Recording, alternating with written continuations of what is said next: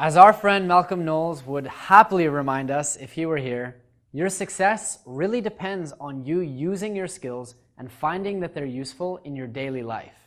If you don't believe that these skills are useful, you won't put in the effort, and ultimately you won't get very far at all.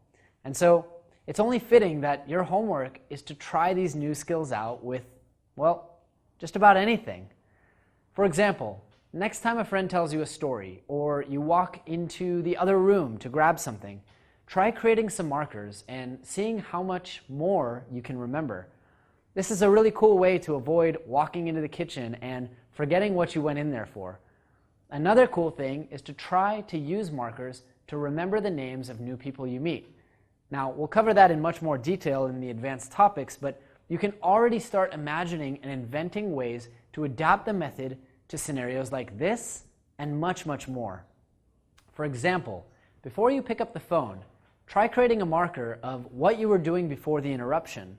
It'll be extremely easy to remember what you were doing and go back to your workflow if you have that detailed marker. Eventually, I want you to create an automatic habit or reflex that anytime you're distracted or anytime you want to come back to a topic during conversation or anytime you're embarking on a new task, you create a marker. You wouldn't close a book without reflexively putting in a bookmark, would you? This is the same principle. I want you to create markers as bookmarks to remind you of what you are doing.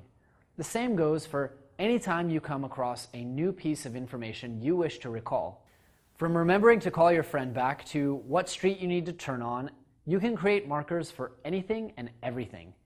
Now, the more you do this, the faster and more natural it's going to become, and that is going to make a huge difference. The beauty is that by having you practice markers before giving you all of the tricks and tips for adapting it to different scenarios like names, numbers, and formulas, we're also training your creativity and marker generation skills, which overall will make you much better at creating markers in the long run, even after you know all the different strategies for application.